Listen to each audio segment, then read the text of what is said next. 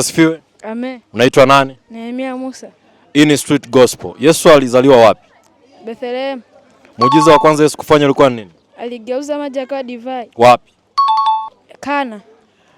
Babake Samson alikuwa anaitwa nani? Alikuwa Manoa.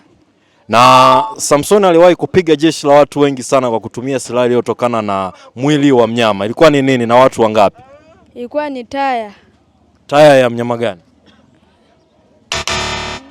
Umetisha sana. Mungu akubariki. Habari ya uzima wako? Nzuri. Unaitwa nani? Naitwa Queen. Hii ni Street Gospel na tuna maswali kutoka kwenye Biblia. Yesu alizaliwa wapi? Nazareti. Nazareti. Amina. Habari ya uzima wako? Nzuri. Unaitwa nani? Naitwa Witness Jora. Hii ni Street Gospel na tuna maswali kutoka kwenye Bible. Muujiza wa kwanza Yesu kufanya ulikuwa ni nini? Kutengeneza ile nini? Alibadilisha maji kuwa divai. Yes. Wapi?